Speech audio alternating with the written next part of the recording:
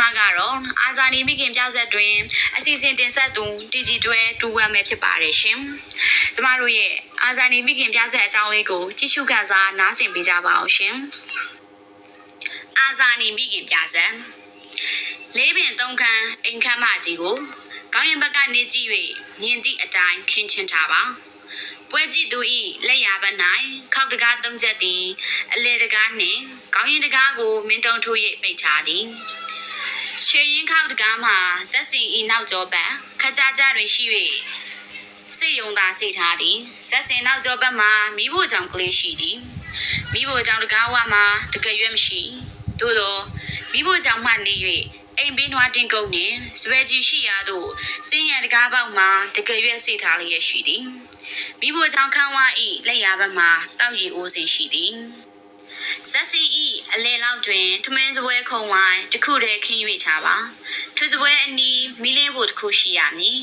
ဇက်စီ၏ရှေ့မျက်နှာမရောက်တယောက်တွင်စပွဲတစ်လုံးနှင့်ကလတ်ထားနှလုံးသုံးလုံးလောက်ရှိနေပါစေညိုညိုသည်ခောက်တကားသုံးပေါက်နာသို့ကပ်၍စိတ်နှလုံးတုန်လှုပ်ဟန်ဖြင့်ပွဲကြည့်သူများဘက်သို့မျက်နှာမူ၍ရှောက်လာပါနောက်တစ်ဖန်တောက်ရီအိုးစင်ဘက်သို့ရှောက်သွားပါဤနည်းအတိုင်းခောက်နေပါစေအမေအိုကြီးထွေးတုပ်သည်စပွဲအနီးရှိမီးလင်းဖို့နာတွင်ကြုံကြုံထိုင်ရင်မီးဖို့နေပါစေညိုညိုကစိတ်ယုံသာစိတ်ထားသောခောက်တကားရှေးသို့ရောက်ရင်အကယ်ရှက်ကိုအသာဖြဲ၍ကြည်ရင်ရက်စေအပြင်ကမိုးတန်လေးတန်တွေပြင်းလာကြည့်ရဲ့တွေးလေးရဲ့မိုးကတဲတုံးပဲလားလုံမရဲ့လေးရဲ့မိုးတန်ရောလေးတန်ရောပြုံးပြုံးပြင်းပြင်းနဲ့ဆဲပဲမဆဲနိုင်တော့အောင်လိုက်တာလည်းမဲလို့အဲ့တော့မမြင်ရတော့အေးဒါမှကောင်းတယ်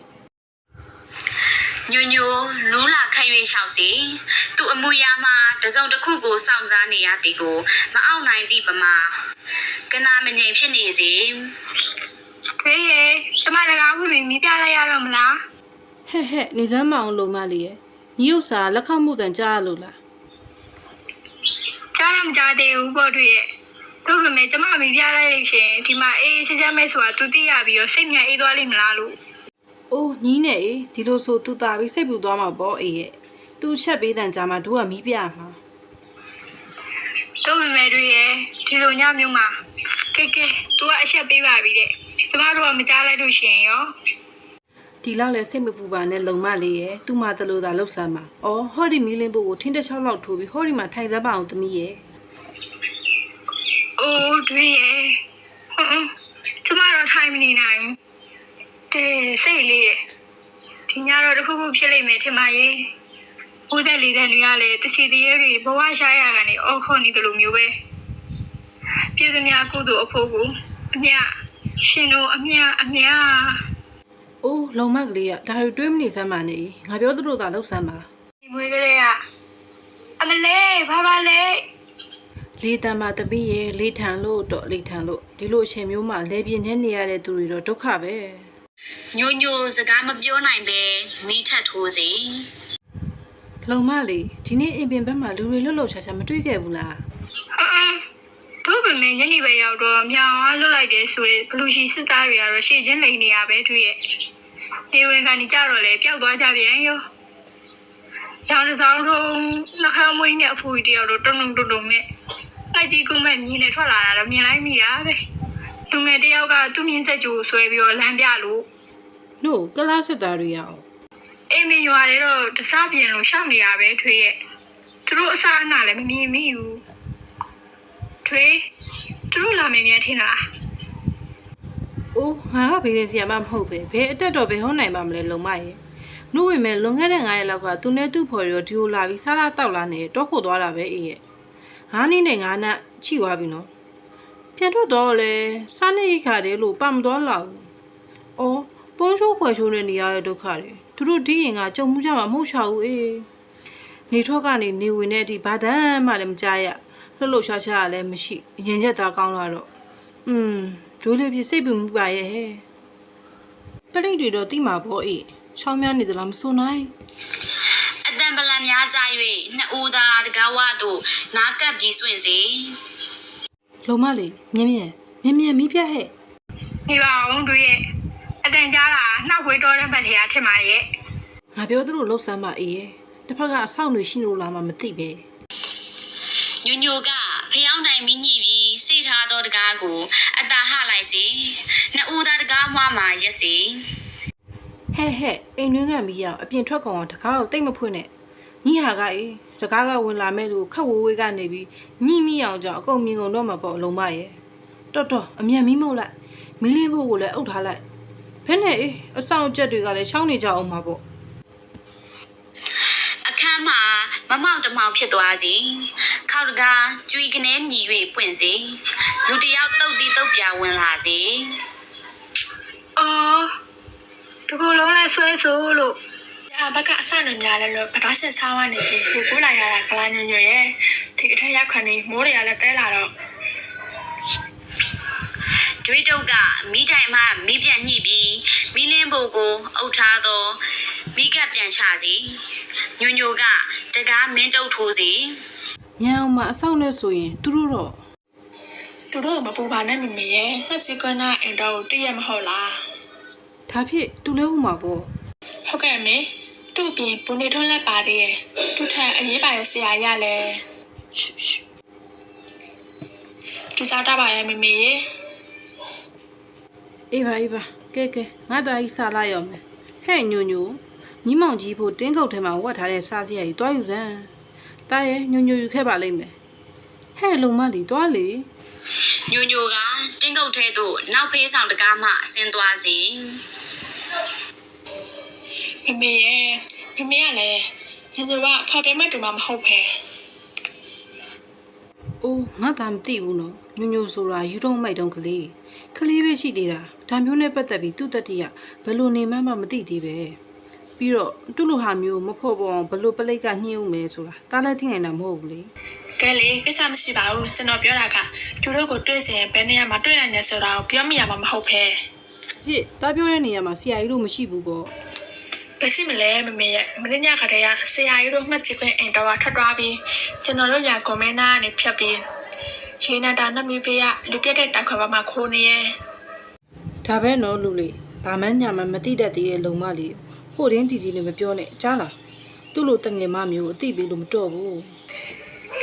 ဆက်ရှာပါတူဖော်တာမှပဲဟိုဒီပတ်တဲ့နေရာမပြောနိုင်သေးပါဘူး မမေရဲ့စစ်နေတော့မှမိဖို့နာထားလိုက်တော့မှပဲလူလဲနှွေးပြီးစိတ်လဲအေးသွားတော့ပဲကိုယ့်ရပြန်ရတော့မှပဲစစ်စိတ်မရှိတော့ပဲမမေရဲ့ ဒီညကဒီမှာမအိပ်ဘူးလား အဲ့ဖို့နေတာမိုးမလဲကနမရအောင်ဒီနေရာကနေညတချင်းတော့စားရအောင်မဲမမေရဲ့ ဆောင်းတော့ဖြစ်လို့အောင်မနေချောက်မရမှာပဲနော် လွတ်အားလားအေးပေါ့ညာကပဓာဆက်ဆောင်ငါမှဒီခရီးပဲဆောက်ခဲ့ရတယ်အဲ့ဒီကမှတဲစီကောင်အနောက်ယူမှတောင်စီရနေပြီးမရေကုန်းစင်းအဲ့ဒီကမှတို့ရအောင်တော့ရောက်တာဟဲ့မိုးကလည်းတဖွဲဖွဲဆရာကောက်လိုက်မှဆိုလို့အေးဆိုအေးစားနောက်ဖေးတင်းကုတ်စားပေါင်းဆိုရင်လည်းအပြေတွန်းဆိုင်ခဲ့ရတာပဲဆရာကျင်းခဲ့ရင်ဘုဒ္ဓဆရာလဲဆိုတာတိမေတူရတပုံကြီးဟေးအမျိုးစားတော့စစ်ပလစ်ဆိုတာနောကျင်နေရပဲကွယ်ညွရဲ့ ဒါနဲ့အောင်ငါအောင်ဘယ်သူမှမတွေ့ဘူးနော် ဒါတော့ပဲပြတ်တယ်မလဲညရဲ့တို့ကုံမင်းရွာအနေကြီးဟိုးတာနန်ကလေးပေါ်နေမညကန်ရောက်တော့အပေါ်ကနေကြည့်လိုက်ပါလားလလညရဲ့ဘလို့စစ်တိုင်းချီတက်နေကြတာကလားအပေါ်စီကနေကြည့်ရတရားရွာနဲ့ပြည့်စိတ်ကလေးကြီးကြာနေရပဲတကယ်တည်းဒီနန်တောင်စီဘက်လှမ်းကြည့်လိုက်ရင်လည်းတို့ပဲညရဲ့မြေချိုးမိုးပြန်နိုင်မှာတို့လက်ကလွတ်ကြရမှာကွချားကြုံများစားမလဲတို့လမ်းဆောင်လမ်းမမလဲတို့ဓာတကားနားမလဲတို့ဆောင်းနဲ့ဖြတ်ပြီးတကားခုတ်ထားရဲ့နင်းချမ်းနေမှာလဲတို့ပဲငါတော့မှတာဘဝနေဖြတ်တက်ပြီးအလားနံပိတစခန်းသွားရဲ့လမ်းနာကကြောက်ဖြာရဲ့အနာမှာခိုးပြီးစားနေစစ်တာအစားတရားနဲ့ရေဆိုင်တိုးဝေးခဲ့ရတဲ့ကွယ်ညွရဲ့တို့ပေမဲ့သူနဲ့တွေ့ပြီးနောက်တော့ဆက်ဆက်မမကြီးပါပဲကွယ် ဟင်ဘယ်နဲ့လို့ချောချောမောမောလေးမောင် အိုးညီမလည်းသူစီရဲ့စစ်တာဖက်နဲ့ကြီးရောငါယူစီလိုက်တော့ငါစီကဘယ်လိုလာကနိုင်တော့မှလဲဒီတော့မှဆက်ချီလာချနဲ့ဆက်ဆက်မမပေါ့ အော်သူဖက်နဲ့ကိုယူစီရဲ့ဘယ်နဲ့ ဒီလိုစင်စားရင်မထမင်းစားလာအောင်မယ် အော်သူအိတ်နေရော ချထားသောကြမြောင်ကိုချက်ခနဲကောက်ကင်လိုက်စီပြီးလျင်ကြံချထားစီကျွေးတော့ဤအမူအရာကိုညိုညိုမြင်သည်နှင့်တပြိုင်နက်စပွဲပေါ်မှကြားကိုမိမိနှင့်ဝေးအောင်ဖယ်လိုက်ရာကြမြောင်မှာစပွဲပေါ်မှကျမ်းပေါ်သို့တလိမ့်လိမ့်နှင့်ကြ သွားသည်တွင်ညွညွကမကြည့်မဝွန့်တီလားမျက်နာကိုလက်ဝါးနှင့်အုပ်စေ ညိုညိုသမီးမိဖို့ကြောင့်ကငပိပုတ်ကလေးယူလိုက်စမ်းပါအောင်အေးကဲညီမောင်ကြီးကိုဒီညအတွက်ညီပဲကြည့်ပြီးပြုစုလိုက်ပေးအောင်လုံမကလေးအော်ညိုသူ့အမေမသေးခင်မှာမှားသွားတာကလေးတတိယလိုက်တာနော်သူ့အမေဆုံးတော့လေကြီးမိုးကြီးလာတဲ့နှစ်ပေါ်သားရဲ့အဲ့ဒီတုန်းကများတစ်ပင်ကြီးတွေရာထိတ်ကအမြစ်ပါကျွတ်ပြီးလွင့်သွားလိုက်တာရွာဖျားကိုရောက်ပါလေရောကြီးကန်းတွေဆိုတာအမွှေးတွေလန်ပြီးနားစရာနေရမရဘူးတောဆက်ကဂျေတို့ဒီရတို့ဆိုတာကလည်းတို့အိမ်တကားဝါစီကိုတော့တောလုံးပြီးရောက်လာတယ်အဲ့ဒီနှစ်ပေါ်သူ့အမေဆုံးသွားတာအဲ့ဒါနဲ့အသက်ထွက်ခါနေငါ့ကိုခေါ်ပြီးမှားသွားတာကတော့ခင်ကြီးမိတ်တကားဖွင့်စမ်းဟဲ့တာတင်းကုန်းတော့ကကောက်ရွပုံမြင်းနေဝင်းသည်သူပစ္စည်းများစပွဲပေါ်တွင်တက်သေးခံမကြံရရအောင်ကောက်ကငင်ကတင်ကြုံ၍တင်းကုန်းဘက်သို့ကမန်းကရန်ပြေးသွားစီကြံပေါ်မှာကြံ့နေရတော့သူ့တမြောင်ကိုမူမကောက်မိပဲရှိစေတွေးတော့ကအချိန်ဆွဲရင်တကားစီတို့ခက်ဖြည်းဖြည်းလှမ်းရင်မင်းတို့ကိုခက်ဖြည်းဖြည်းဆွဲစီဟဲ့ဖွင့်လဟာတွေးတော့ကတကားဖွင့်ပေးစီရာဇဝတ်ဝန်ထောက်မင်းဦးသက်တွင်ဆိုသူကတက်ကြဘူကလေးပူပြင်းနောက်ကထက်ကြကပ်ပြီးဝင်လာစီဦးသက်တွင်နောက်မှရှေ့ဘက်မောင်ပြန်ကအမှုတွေများပိုက်လျက်ဝင်လာစီနောက်ဖက်နိုင်မူတနက်ကိုင်စစ်သားများလိုက်ပါလာစီဟောရှိတော့ဘူးဝင်းတော့မင်းကိုဖြောက်တက်တယ်ထင်ပါရဲ့ကိုဖြောက်တက်ပေမဲ့မင်းကောင်ရှီရမဖြောက်တတ်သေးပါဘူးကွာဟာဒါပါလေထမင်းစားနေတော့ကျွန်တော်တို့ဝင်လာမိတာနဲ့တူရဲ့ဟေးတပည့်တို့အိမ်ထဲမှာရှာကြရဲ့မောင်ရဲ့အမေအိုကြီးတယောက်တည်းပါနော်ဆာညညချာထမင်းစားနေတာပါဟုတ်ပြီလေမဒါကတော့အမေအိုကြီးထမင်းစားပြီးတော့သွားချထိုးဖို့ထင်ပါရဲ့ဟာဟေးအမေကြည်စမ်းကျုပ်အလို့ကျုပ်နားလေတိလားဘယ်နေရာမှာရှာရင်ဘာတွေ့နိုင်လဲဆိုတာမျိုးတော့နော်လို့တွေ့ပါပြီလေကျုပ်တေးချာပြောရဲပါတယ်တင်းကောက်စီမှတန်ကြရစီစစ်ပလိများကညွညိုကိုဆွဲခေါ်လာစီညွမှာကြောက်အားလန့်အားနှင့်ပုံနေခြင်းဖြစ်ရာလက်ထဲတွင်ငပိပုတ်စလောင်းကြီးကင်လေးရသားရှိစီကဲဒါတော့ဘာလဲကောင်းမကလေးပေါ့ကွယ်သူကအမေကြီးရဲ့သွားလေသူကိုရင်သမီးပါကွယ်အမေကြီးတို့ငပိပုတ်ဝင်ကြပါကြည့်ပါလားသူ့လက်ထဲမှာဟေးလူရထချအောင်ဟေးတိုးတွေ့ကျင်တဲ့လူဒီနားမှာပဲရှိရမယ်ဘယ်နဲ့အမေကြီးကောင်းဖះကတယောက်တည်းပွဲကိုတင်သူကစားတော့ဆက်ရတာပေါ့နော်ဟုတ်စားချွေးထက်ကောင်တဲ့ကမြင်မကြီးသွားလေသူမောင်တော်ရဲ့သမီးကိုရန်ကုန်တက်ပြီးဟော့တယ်ဆိုတော့လောက်ခိုင်းမလို့တင်မင်းနေတာထင်ပါတယ်ချွေးအစားကငါပြောသားပဲဘယ်နဲ့လေအတော်ကြီးဒါကတော့တခင်မရဲ့ညီမတော်ရဲ့တားနဲ့တူရဲ့ကမမဟုတ်လေကောင်းဖះရဲ့စားတော့ကဲပဲဘယ်နဲ့ဟုတ်စားဟဲ့အဖွားကြီးဒီမှာကြည့်စမ်းပေါ်ရီတာတာကစားတော့တတ်ဆိုင်သလိုဆိုင်ရမှာပဲဖះလောင်းနဲ့ကြတော့ပေါ်ရီတာတာကလွတ်စေတဲ့ဒါပေမဲ့ကျုပ်ကတတ်ကျွင်းပြပေါ်ရီတာထုံးကိုမိလွတ်မယ်များမထင်လေနဲ့ကျုပ်သူ့ကိုတွေ့လို့ကျုပ်မေကွန်းထုတ်တာနဲ့ကောင်းဖြေနိုင်ရင်ဖြေမဖြေနိုင်မနဲ့ကြလရစာပေါ့ထိုအခါဥသက်ကျွင်းသည်ကောင်းရင်ဘက်ရှိစပွဲနှင့်ကလထိုင်များစီသို့ရှောက်လာစဉ်စစ်ပလိနှစ်ဦးကနေဝင်းကိုဥသက်ကျွင်းစီသို့ခေါ်ဆောင်သွား၍အနားကစောင့်နေစဉ်အခြားစစ်ပလိတယောက်ကဥသက်ကျွင်းထိုင်သောကလထိုင်နောက်ကရက်စီတယောက်ကခောက်တကားမှာစောင့်စဉ်စရေးကစပွဲထောင်တွင်ရက်စဉ်ပူပြင်းကမိဖို့ရှိတွင်ရက်နေပါစေတနေ့ဆရာလေးရဲ့တဘုံကိုတဘုံမှန်းသိလေးနဲ့တရင်မပြေးပဲချိုပြီးကောက်ွယ်ထိုင်ဘာအဖြစ်ဖြစ်တယ်ဆိုတာမသိဘူးလားပြီးတော့လေကိုကလေး5ရက်လောက်ကမတရားအသေးဝင်လို့ကြီးညာထားတဲ့အကောင့်တွေတဘုံခေါင်းဆောင်တအုပ်နဲ့ပေါင်းပြီးဆရာဆန်ရဲ့သူပနာကကနုနာရာစာအဖွဲ့ဝင်နေဆိုတာမင်းသိရဲ့ တေတံပေးလောက်တဲ့အဖွဲဝင်တဘုံခေါင်းဆောင်တအုပ်ကိုဟင်တာတကက်ကနေပြီးတရားရောက်ဖို့တော့ဝင်လို့ဖို့ကြံတယ်မရတော့ဟင်တာတကက်တက်စီပြီးအကျဉ်းသမားတွေကိုလွတ်လိုက်တယ်ဒီလူတွေကိုလည်းမင်းသိတယ်မဟုတ်လားကဲဘာပြောချင်သေးလဲတိတိနေဝခနဲ့ဆိုတဲ့သဘောလားဟဲ့ကိုင်းလေမင်းအဖြစ်ဘလောက်ကြီးရဆိုတာမင်းမသိလို့လားတဘုံမှုဆိုတာဘလောက်အရေးကြီးလို့ဘလောက်အစိုးရကိုထိခိုက်ရဆိုတာမင်းတို့ခအားတော်သားတွေကနားမလည်ကြဘူးထင်ပါရဲ့ကွာပြောလေကွာဟေးပြောရင်တော့အစိုးရတက်တည်ပဲကွာမင်းတက်တာမှာဟေးဒီမှာကြည့်စမ်းငါရှင်းပြောလိုက်မယ်မင်းကိုတို့ဒီညလက်ဖျားနေတောင်မတူကဲကြားသမျှကျုပ်ဂတိပေးရတာမှတ်ထားလိုက်ကြပါဟေးဖြောင်းချက်ပေးရင်ဘာမှမဖြစ်စေရဘူးကွာတို့အာမခံတယ်ဟေးပိုပြင်ဒီခွေးမသာကြောကိုဒါပြားနဲ့ရိုက်ပြီးစစ်ဆန်းကွာရှင်းစလုံးကိုမြင်းလုံးနဲ့လှည့်ရင်ဒီခံနိုင်မှာမဟုတ်ဘူး ကဲဒါဖြင့်ဝင်မင်းရဲ့ခမရအလကားနေဒီမမောအောင်ကျွန်တော်ပြောပြပါတော့မယ်ဆရာကြီးနဲ့ခမရမတွေ့မစင်တော့ကျွန်တော်လည်းဟုတ်တယ်မပြောနိုင်သေးဘူးမဟုတ်ဘူးလည်းမပြောနိုင်သေးဘူး အော်ဒီကိုခြေလိုက်ငါသာမင်းလို့ဆိုရင်ဒီလိုလဲဘယ်ဟုတ်မလဲတို့ဆိုတာဟေးဟောဒီမှာကြည့်စမ်းအန်တိုနီကွာတို့ကြုံဘူးတွေ့ဘူးတမျှတော့အသေးကောင်နဲ့ဆောက်ယူနေတာစိတ်မပြောင်းပဲနေတတ်တာ ဒါဖြင့်လဲဝင်မင်းတို့ဒီညဖို့တော့အတွေ့အမြင်ဘ ഹു တုတတမျိုးထူးရအောင်ပါပေါ့ခင်ဗျာလောကဆိုတာဒီလိုကြည့်ပဲလည်းမဟုတ်သေးဘူးလေဟိုလိုလဲရှိသေးရဲ့ဆိုတာ အေးကောင်မောင်ပြောသလိုလဲဟုတ်ရှင်လဲဟုတ်ပြီမလို့ပေမဲ့ငါတို့စဉ်းစားဖို့ဦးပြောခဲ့မယ်မင်းလူမအဖြစ်နဲ့ပါဇက်ပိတ်ထားနိုင်ရလို့ရှိရင်မင်းတက်ထွက်သွားတော့မိခင်ရစိတ်နိုင်ပါမလား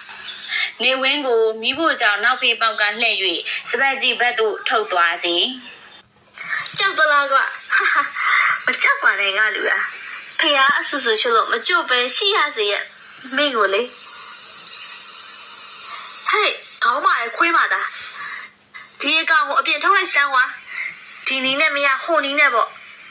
အကြောင်းသိစေမယ်မျိုးရှိပုတ်ကိုဆိုရဲစောက်အရရကတော့ဒါမျိုးကိုတိုင်းပြည်တစ္ဆာစောင့်တည်ယူတည်ရလို့ခေါ်မှာပေါ့လူအကြောင်းလောက်ကတော့ကွာဖိုးတက်ကျွန်းတို့ကအန်ခွနေပြီကွာခေါင်းမာရဲ့လူတွေခေါင်းမာရဲ့လူတွေတိုင်းပြည်ကိုအမြဲတမ်းသတိရပါတယ်ဆိုရဲအကောင်မျိုးတွေကိုမော်တော်ဘုတ်ပဲ့ဖျားမှာကျိုးချီပြီးတစ်ချက်နှစ်ချက်ခုတ်လိုက်ကိုမရအောင်ကိုသတိမရတော့တတ်တိပါကွာတတ်တိပါတိုင်းပြည်အကျိုးကိုအစင်သတိထားပါလေဆိုရဲခွေးသားတွေကစောက်ယူတတ်ကြီးပဲတစ္ဆာမဖောက်ဘူးဆိုတာတတ်မိုင်းမဲခေါင်းမရင်တစ်မျိုးပဲဟေးမဖော်ပြချင်ဘူးဆိုရဲစကားတတ်ကိုလို့ရွှေရှင်လို့တကူခေါင်းကျန်ပြောတာပဲဒီလိုအကောင်မျိုးရဲ့ညံဆိုတာအကြောင်းတစ်ကြောင်းဆိုရင်တစ်ကြောင်းလောက်ကိုပဲမှတ်သားထားနိုင်တာပဲဒီအကြောင်းကဆက်လို့ဖြစ်သူတို့မှဘလို့အကျိုးများလာမယ်ဆိုတာမတွေးတတ်တော့ဟေးဟိုအမေအိုရုပ်တင်းလိုက်စမ်း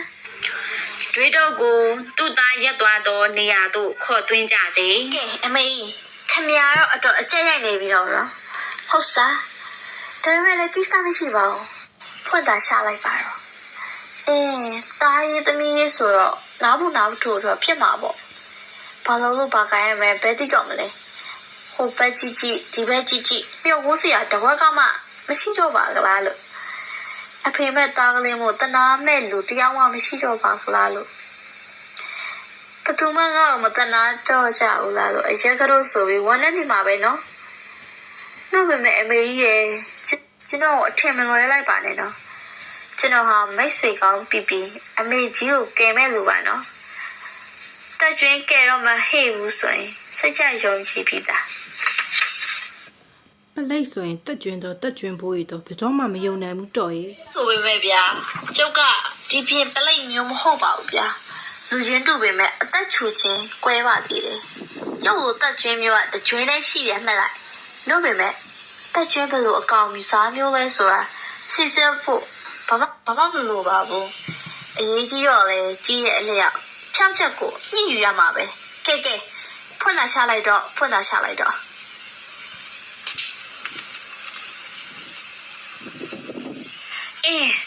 ခမည်းကလည်းလာရှိသေးတို့ပေမဲ့ခမည်းသားတော်မောင်ရဲ့ဒုက္ခကိုခမည်းနားလည်လောက်ပါပြီဗျာဟေးမောင်ပြက်ဟောဒီအမေကြီးဟာမင်းအမေလို့ဆိုရင်မင်းယုံနိုင်ပါမလားမိခင်ကယူနာဆိုရအင်မနဲ့ကြီးတယ်ကွယ်တာကလေးတယောက်ရဲ့အသက်များကြက်ရဖို့ဆိုရင်ဖွာလက်နှလုံးပခုံးလက်နဲ့တစ်ကလေးကကျွေးမွေးလာတဲ့ငါသားကိုဘယ်နည်းနဲ့ကြက်မှာပဲလို့အောက်မိလိုက်တာပဲ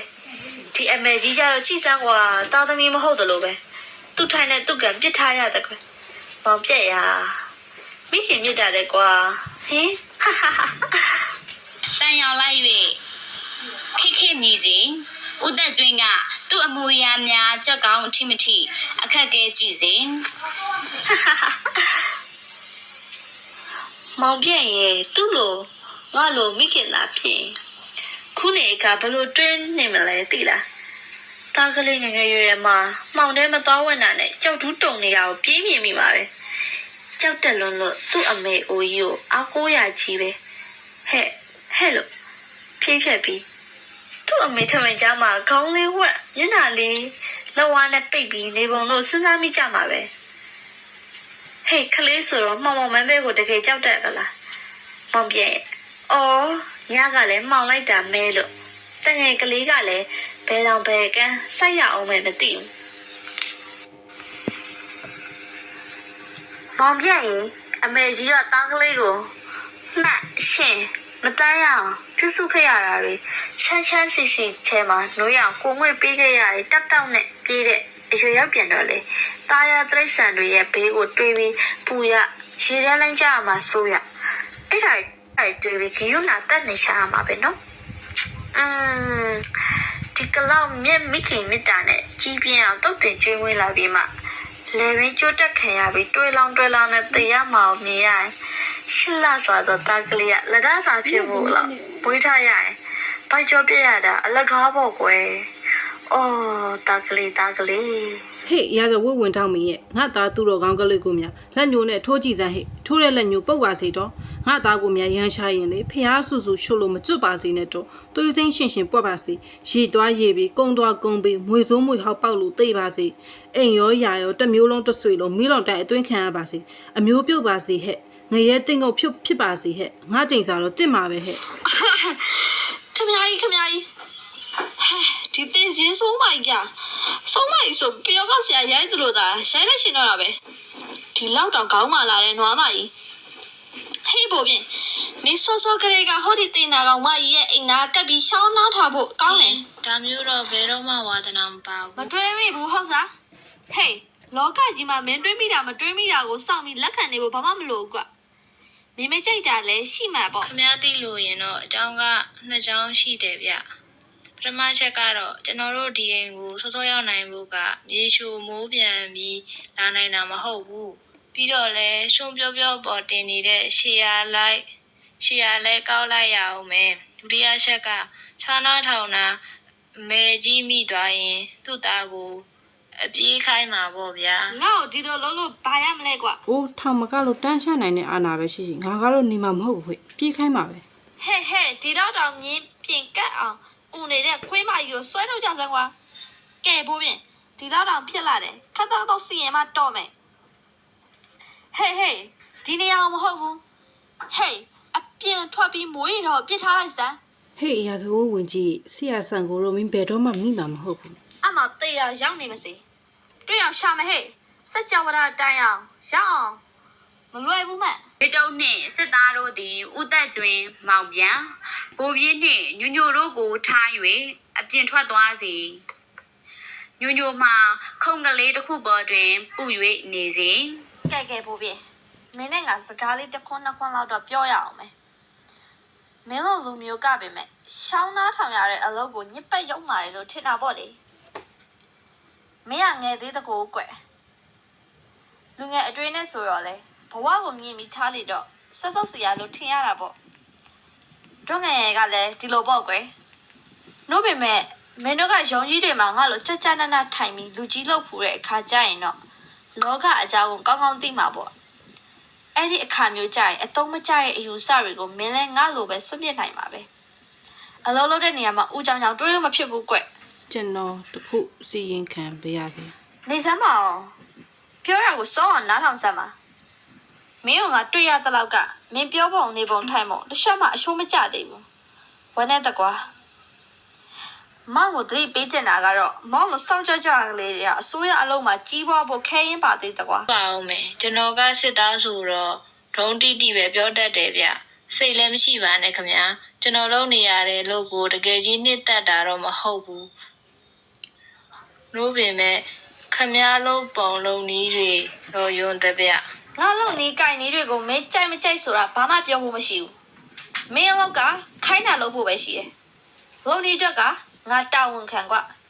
အမှန်တိုင်းအပေါ်လိုမရှိအတိအကျပြောရရင်မင်းနဲ့ငါနဲ့ဒီရောက်လာတဲ့အကြောင်းကအရှင်အစိုးရမင်းတို့နဲ့ဥပဒေအတိုင်းသဘုံရံကိုနှိမ်နှင်းရဖို့လာရင်ဖြစ်တယ်ဒါဘက်ကလောက်အရေးပါအရာရောက်လဲဆိုတာဘိုးပြင်စဉ်းစားကြည့်စမ်းဟဲ့အင်မတန်အဆောက်အုံကြီးမားတဲ့ဘေးရန်ကြီးကိုတုတ်တင်ဖို့ပဲကဲအဲ့ဒီလိုအလုံးမှာမင်းတောင်ငါဘာတဲ့လေမင်းနဲ့မင်းလူတွေကငါတို့ရာဆိုရင်ဘက်ကအမှုရန်အရာထမ်းတွေကိုအကူအညီပေးဖို့အတွက်လုံးဝထားရမှာနေရမှာပဲဟေးဒီနေရာမျိုးမှာရှင်းရှင်းပြောရရင်ငါကအမိန့်ပေးတာမင်းကလိုက်နာရမယ်ကဲ ကဲပြောနေကြရောလီကွာငါအခုမိတ်ပေးပြီးမင်းကနာခံဝင်တော့မင်းဘာစိတ်ကူးရလာပြန်တာလဲကိုဟာကူလည်းပြန်စဉ်းစားမှတော့မယ်နော် စိတ်ကူးတာတို့စဉ်းစားတာတို့ဆိုတာမင်းတို့စစ်သားတွေနဲ့ဘာမှဆိုင်တာမဟုတ်ဘူးကွာဟေးအစိုးရအမိန့်ဆိုတာနာခံရဖို့ပဲကွာမင်းတို့တွေနဲ့ထွက်ပြီးကောင်ကလေးကိုလက်ပြန်ကျိုးတောက်ပြီးစပက်ကြီးဘေးမှာကတ်ထားလိုက်စမ်း စဉ်းစားစားလုပ်ပါခမညာဒါဟာတက်လူတက်တာ ဟေးဒါဟာမင်းအရင်မဟုတ်ဘူးလူတက်တဲ့ကိစ္စကဘာမှထူးခြားရမဟုတ်ပါဘူးကွာ အိုးဘယ်နဲ့မထူးရှားရမလဲမထူးရှားရမလဲဗျာခမညာကိုတက်ရှင်နိုင်တက်နိုင်တာလိုက်လို့ ဟေးဒါဟာမင်းအရင်မဟုတ်ဘူးလူတက်တဲ့ကိစ္စကဘာမှထူးခြားရမဟုတ်ပါဘူးကွာဟေးဒီအဖို့မှာငါလူကြီးငါအမိန့်ပေးရင်မင်းနဲ့အလွတ်ကြီးပဲလူတက်တာခတ်လိုက်ကြလို့ကွာတဘောင်နေဝင်ခုခံလို့စစ်သားတွေကိုရာဇဝတ်ဝင်ထောက်ကမတက်တာလို့ပြစ်ဖို့အမိန့်ပေးရဆိုပြီးနောက်ဆုံးစီရင်ခံစာရေးလိုက်ရင်ပြီးရပဲအမလေးကွာမောင်ပြန့်ရရေးပေးစမ်းခက်မြန်မြန် ဘိုးပြင်းကသူ့စစ်သားများကိုနေဝင်းအားအကျဉ်ထုတ်ရန်အမိန့်ပေးစေချစ်ဘက်မောင်ပြန့်ကအမိန့်စရေးပေးစေဥသက်ကျွင်းမှာနက်နဲစွာရှင်းစားရင်နှိမ်သက်နေစေရှေ့ဘက်စရေးကစာရေးပြီးဥသက်ကျွင်းလက်မှတ်ထိုးရန်ချထားစေ ဒီနေရာမှာလက်မှတ်ထိုးဖို့ကိုတော့ အေးဟေးငါကမေ့သွားတယ် ကိုရိုလိုများတဲတကူကြည့်တဲ့နော်မျက်စတစ်ချက်ပြစ်လိုက်ရင်အသက်တစ်ချောင်းထွက်သွားတာပဲနော် တဲ့တကူကြီးပါလေခင်ဗျာငါအခုချုံပေးနေရတာမင်းမမြင်ဘူးလားဥတက်ကျင်းတဲ့တကွသူ့နောက်လိုက်နောက်ပါရွှေရန်တင်မင်းပစ္စည်းရငွေစားတွေဟာတပုံတွေအဖို့သရေတစားလောက်မှအကဲမရဘူးဆိုတာမင်းမရိမ့်မိဘူးလားကွာ ဒါဖြင့်တွတ်တော့ထူးဆန်းတဲ့အဖြစ်ရောက်နေကြရပြီပေါ့နော်ကိုတော့ ထူးဆန်းရောင်တွေဘယ်ကမလဲတပည့်ရဲ့လောကကြီးမှာမဖြစ်နိုင်ဘူးဆိုတာမရှိဘူးလို့ယူဆလာတယ်ငါအတွက်အခက်ကြီးကြနေပါကောကွာဆော့ဆော့ကငါပြောနေတယ်မဟုတ်လားဒီအလုံးမျိုးကဝယ်တာမရှိဘူးလို့ ဖြောက်ချက်ရဖို့ကိစ္စလားကိုတော့ ဒါဘောကွယ်သူတို့စီကဖြောက်ချက်ရဖို့လောက်လွယ်ရပါရှိအောင်မလဲလို့နှုတ်ပေမဲ့ဟိုကောင်ကလေးပြောရမင်းကြားရမဟုတ်လားဝင်မဲတို့ဒီညအဖို့တော့အတွေ့အမြင်ဘ ഹു တုတတမျိုးထူရအောင်မှာပေါ့တဲ့လောကကြီးမှာဒီလိုရှိလဲမဟုတ်သေးဘူးဟိုလိုရှိရဆိုတာဟာလေငါတော့မကြိုက်ပေမဲ့အတွေ့တော့ဖြစ်ထူးပြီအဲ့ဒါဘာလဲသိရလားမောင်ပြန့်စိတ်သက်ခိုင်မာတဲ့သူတွေဟာလက်နက်ကင်စစ်သားတွေထက်တော့အင်အားရှိတယ်ဆိုတာပေါ့လေကွာအစအနလေးနည်းနည်းကြံ့ရစ်ပဲစေမတင်ကစရာအရေးအငွေ့ကလေးပဲမြင်ရပါစေတို့လိုမျက်စိနဲ့ဆိုရင်ချက်ချင်းမြင်နိုင်ပါပေါ့လို့ပေမဲ့ဟေးဟောဒီအမေကြီးနဲ့လူမမေကောင်လေးရဲ့ဘူးဆိုရင်ဖျုံမသိရဲ့တစ်ဖက်သက်တတိကြောင့်ငါမှဖြစ်တကူတို့အန်နာတို့အစွမ်းမရှိတော့ပါဘူးကွာ အစွမ်းတော့မကုန်သေးပါဘူးကိုတော့သူ့စက်ကိုဖွင့်ပြောမလုပ်နိုင်ရင်တော့မှတစ်ခါတည်းတိတ်သွားအောင်တော့လုပ်နိုင်သေးရပဲဒါလောက်နဲ့ပဲတော်တော်ကျင်းတဲ့ဆရာကြီးပေါ့ ငါတော့အတော်အရှုံးပေးရပြီဟေးဒီတော့နှစ်ယောက်ငါ့ကိုအနိုင်ယူလိုက်ကြပါကောဒါပေမဲ့ကွန်းတရားညံ့မကြပါဘူးဒီတော့နှစ်ယောက်တယောက်တော့တရားကြီးသားလေကွာ အမလေးတေကုန်ပါပြီ သိပြီလား လက်ဆက်တော့မင်းပါကလားငါမင်းရှိနေရတော့မိသွားတဲ့ကွယ်တငယ်မရေမတက်ရသေးပါဘူးကွယ်နှုတ်ပင်မဲ့ဟောတော်ကြမင်းဒီတကားပေါက်ကရှောင်းကြည့်ရင်သူအသက်ငယ်နေတာမြင်ချင်မြင်ရအောင်ပါ ဦးသက်ကျွန်းလဲဇပွဲပေါ်ရှိသူအင်းကြီးဒုတ်ကောင်အိုးထုပ်အစရှိသည်တို့ကိုကောက်ယူရင်းထွက်သွားရင်ဟန်ပြင်စီ ဒါဖြစ်ကျမဖော်ပါမယ်ရှင်တို့သိချင်တာတွေအကုန်ပြောမယ်လေ ဖះတကြမလို့ဟဲ့ ကျမဖွယ်ရှင်တို့မအောင်လှုပ်ပေးမယ်မလား မိုးကြိုးပြရစီရဲ့ဒီလိုဆိုမတက်လုံမလေးစိတ်ရှမတက်ဖဲမင်းစီပြန်ပို့ပေးမယ် အော်ကျမစီပြန်ပေးရမယ်နော်ဒါဖြစ်အကြီးကွန်ဘကဒီနော်ထဲမှာဖေဖေ ပေါ်ပါဟာပေါ်ပြီဖះရေဖះတပည့်တော်ကိုနှကောင်းနှမှန်များစောင့်ရှောက်တယ်ဆိုတာယုံကြည်ပါတယ်ဖះအမေဒါနဲ့တော့အရှုံးပေးရတဲ့ခွေးကြီးကိုလက်ရမှမှန်ပြီးပြန်သွားတော့ သူ့ကိုမတက်တော့ဘူးပေါ့နော် ကျွေကတက်ရင်အချက်ပေးစီတနက်တများကြားရစီဦးသက်ကျွန်းလဲတကားဟင်းလင်းဖွင့်၍ထွက်သွားစီအတန်ဆဲ၍တအားလောက်ကြားလျင်တွေးတုံးဝင်လာပြီးတနက်တန်ကြား၍ပုံလေးရလဲသွားတော့ညူညူအနီးသို့ကပ်လာစီ ညီကြားလိုက်သလားလုံမလေးကြားလိုက်သလားအိုးတိတ်သမီးလုံမလေးအမလေးဒီမှာကြည်စံသမီးရဲ့ဒီလိုတနက်တန်မပြောနဲ့အမြောက်9လက်နဲ့ငါသားအသက်ခွင်တဲ့အသက်မျိုးဖြစ်ပါစေတကယ်တည်းရင်းနေတောင်ကြော်ပြီးစက်ကြဝဠာတတိုင်းလုံးပဲပဲ့တင်ထက်သွားကျုပ်ကတော့နဝင်ရှိုးနေအောင်မှာပဲသမီးရဲ့ဘာလို့ငိုရအောင်မှာလဲလုံမလေးရဲ့ညီကတော့ကလေးရွယ်မှုမျက်ရည်လွယ်ပေမဲ့ကြည်ကောင်းတာပေါ့ဒီမှာကြည်စံညိုလုံမလေးနေဝင်းတေလို့ဟောဒီအမေအိုကြီးကမျက်ရည်တော့မစို့ဘူးကွမနေ့ကတော့ငါဟာနွားကြောင်းသားနေဝင်းရဲ့အမေပဲဒီနေ့တော့တိုင်းပြည်အတွက်စွန့်ခဲ့တဲ့ပုံကိုယ်ကြီးစရင်တဲ့အပါဝင်ဖြစ်တဲ့အာဇာနည်ယောက်ျားမြတ်ရဲ့မိခင်ဖြစ်ပေဟဲ့ဟောနေဝင်းရဲ့နာမည်ဟာကဘာသူကဘာသားတို့ရဲ့နှုတ်ဖျားမှာကြက်စားပြီးကြံ့ရစ်တော့မယ်အာဇာနည်မိခင်လောင်းတွေကသူတို့သားသမီးတွေကိုဟေ့နေဝင်းရဲ့နမူနာကိုကြည့်ဟဲ့ယူဟဲ့လို့သုံးမကြရတော့မယ်နေဝင်းနာမည်ဟာကဘာမှာမော်ကိုတင်ကြေးရတော့မယ်အာဇာနည်တွေဆိုတာသူခစ်နဲ့သူပေါ့မှုလို့ပေါက်လို့ပေါ့သမီးရဲ့တခစ်မှာမုံတိုင်းစင်တယ်လို့ဖြုံးကနေတိုင်းကနေပေါ်ပေါက်လာတတ်ပါရဲ့နို့ပေမဲ့သူတို့ကအထက်တန်းသားတဲ့ကမှုဂုံတွေပကသနာတွေလိမ္မာပန်းနဲ့တာတွေနဲ့မှုလို့မူးမမြင်လေးမမြင်ဖြစ်တတ်တဲ့ကွယ်ဒါပေမဲ့ဒီမလေးတပိလုံမလေးတနေ့ကျတော့ဒင်းတို့လည်းမြေကြီးဩဇာဖြစ်ရအောင်မှာပါကွယ်ဟောငါသားလူကလေးနေဝင်းကတော့ငငယ်ရွယ်မှုရှေ့ကိုလူလို့ဆရာရက်တွေအများကြီးကြံပါသေးတယ်လောကအရာတာကြီးခံစားဖို့ရက်တွေရှိပါတယ်ဒါပေမဲ့တမီးရဲ့ငါသားကလေးကဒါမျိုးတွေကိုပိတ်သားမလို့ခြင်းဘူးကြည်လေသူတို့ကပြောသားပဲဖော်ပြောပါကွာဖော်ပြောရင်မင်းအသက်နဲ့ခန္ဓာတွဲပြီးလောကစီစဉ်ထင်တယ်လို့ခံစားခွင့်ရမယ်တဲ့ဒါပေမဲ့ငါသားဖော်သလားဝေးလိုက်တာလုံမလေးရဲ့ဘာရမလဲတကယ်တည်းဟိုကောင်နေတာပါဇက်ကအမြုပ်တစီထွက်နေတာပေါ့ညိုတမိဒါတွေစဉ်းစားကြည့်လိုက်တော့ငါတမီစိတ်ထဲမှာအားရစရာဖြစ်မသွားဘူးလားဝမ်းသာဖြစ်လိုက်စမ်းမအေးရဲ့ညီးမောင်ကြီးလဲတဲ့နေရာမှာသွေးတွေအိုင်ထုံးရုံကဘွက်တောင်ထနေတာပဲနို့ပေမဲ့တမီးတေးတာဟာအဆမ်းမဟုတ်ပါဘူးတေးတာထက်ကြီးကျယ်မြင့်မြတ်တာတွေရှိသေးတဲ့ကွယ်ညိုလုံမကလေးအလိမ်မာသားနဲ့တိတ်လိုက်စမ်းမအေးရဲ့ငိုတယ်ဆိုတာခလေးမ ရှေ့သို့တိုး၍ညူညူပခုံးကိုယူရစွာလက်နှင့်ပုတ်နေစီ တမီထညီးမောင်ကြီးကိုအပြင်မှာဒီတိုင်းပစ်ထားတော့မလို့လားမတော်ပါဘူးတမီးရဲ့သူ့ကိုအထဲသွင်းလိုက်ကြရအောင်နော်